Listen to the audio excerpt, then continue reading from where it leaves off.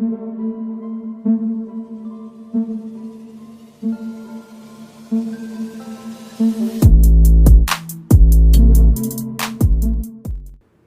दोस्तों, scary story official में आप सबका स्वागत है।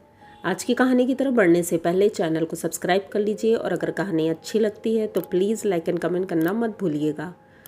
तो आज की कहानी एक ऐसे शहर की है जिसका मतलब आप मान लीजिए बहुत खूबसूरत शहर है और वहाँ के लोग भी बहुत तहजीब वाले हैं, बहुत अच्छे हैं। तो ये कहानी लखनऊ की है और ये तब की है, आज से 20-25 साल पुरानी है। तो वहाँ पर ये मानिए कि इतनी आबादी नहीं थी उस जगह की जहाँ की ये कहानी है। मतलब रमेश जी हैं, रमेश जी जहाँ पर रहते हैं आज तो वो एक बड़ा ही वीआईपी एरिया है और बड़े बड़े शॉपिंग कॉम्प्लेक्स हैं वहाँ पे। लेकिन एक समय ऐसा था जब वहाँ पर जंगल की अधिकता थी और घर बहुत कम थे।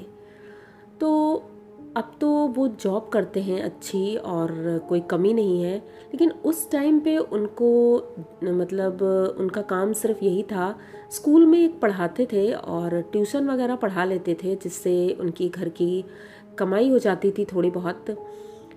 तो ये बात तभी की है, वो एक बार ट्यूशन जा रहे थे, शाम का समय था, लगभग 5-6 बजे वो घर से निकलते थे और रात का वही 9-10 बज जाता था उन्हें वापस आने में।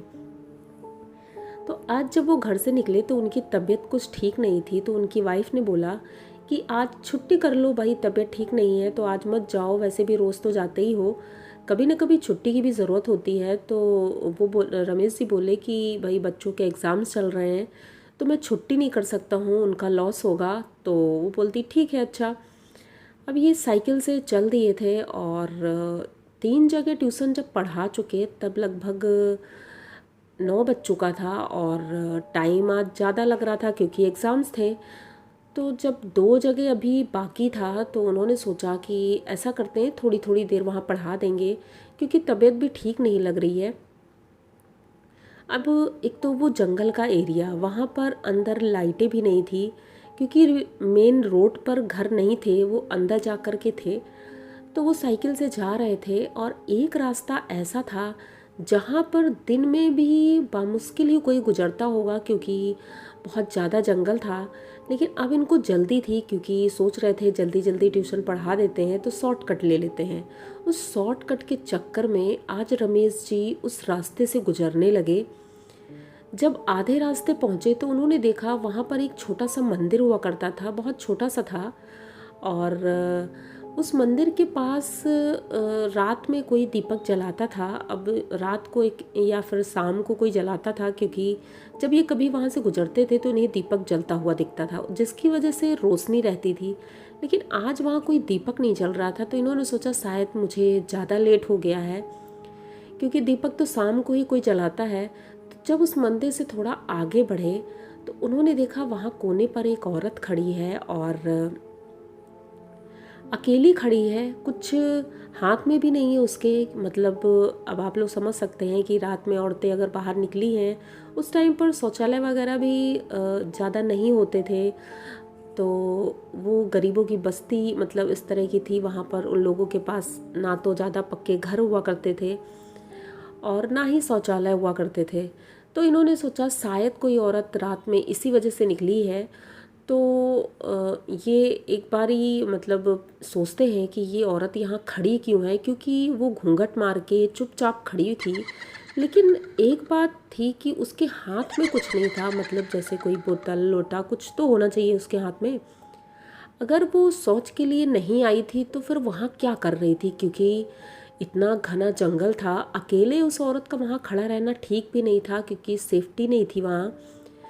तो ये थोड़ा आगे बढ़े, उसके बाद इन्होंने सोचा कि उससे पूछते हैं कि ऐसा तो नहीं है उसे किसी हेल्प की ज़रूरत हो। तो जैसे ये पीछे मुड़ के देखते हैं वहाँ कोई नहीं था। अब ये एकदम से डर जाते हैं क्योंकि इनको पता था कि ये सारी चीज़ें यहाँ होती हैं। अब इन्होंने आगे देखा और एकदम से साइकिल उन्होंने स्पीड से चलाना शुरू कर दिया। थोड़ी देर बाद इनकी साइकिल काफ़ी भारी हो गई और ये खींच नहीं पा रहे थे। तो इन्होंने सोचा आखिर अभी तक तो ठीक था, पर ये साइकिल इतनी भारी कैसे हो गई। अब जैसे ये थोड़ा सा पीछे मुड़ के देख रहे थे तो इनको किसी के पैर साइकिल पे दिखाई पड़े, जैसे इनकी साइकिल पर कोई बैठा है। और वो साड़ी दिखाई पड़ी जो वो औरत पहनी थी, मतलब कि वो औरत इनकी साइकिल में थी। अब ये सोच करके ये इतना डर रहे थे कि साइकिल चलाना तो दूर, अभी जैसे लग रहा था भूल ही गए हैं साइकिल कैसे चलाना है। इनके पसीने छूट रहे थे जबकि सर्दियों का मौसम था, और साइकिल चलाओ बाहर खुले मैदान में, जंगल में, तो वहाँ तो वैसे भी इतनी ठंड होती है, लेकिन इनको गर्मी की वजह से पसीने छूट रहे थे। ये अपनी साइकिल चलाए जा रहे थे और जैसे ही रोड पर पहुँचते हैं तो इन्हें सामने एक मंदिर दिखाई पड़ता है। मंदिर बहुत बड़ा था, तो मंदिर के सामने ये फटाक से पहुँचते हैं और साइकिल रोक देते हैं। जब साइकिल रोकते हैं तो वहाँ इन्हें कुछ भी नहीं दिखता है और ये सीधे मंदिर के अंदर चले जाते हैं।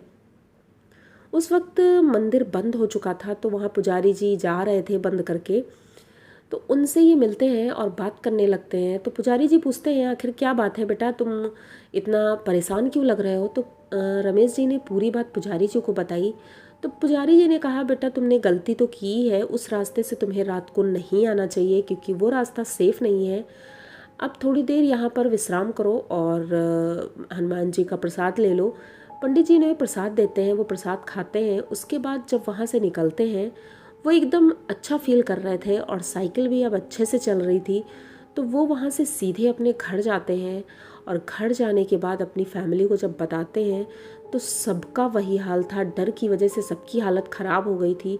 लेकिन ये एक्सपीरियंस रमेश जी कभी नहीं भूल पाते हैं और आज भी जब वो कभी निकलते हैं तो उस रास्ते से तो कभी नहीं जाते हैं, जबकि अब तो वहाँ पर जंगल नहीं है, वहाँ घर बन चुके हैं। लेकिन फिर भी उनके अंदर वो डर आज भी समाया हुआ है, कहीं ऐसा ना हो कि वो औरत फिर से वहाँ मिल जाए। तो रमेश जी की ये कहानी आपको कैसी लगी? अगर अच्छी लगी हो तो प्लीज़ चैनल को सब्सक्राइब करिए, लाइक कमेंट करिए, शेयर करिए और बने रहिए हमारे साथ। मिलते हैं फिर किसी नई कहानी में, तब तक के लिए डरते रहिए।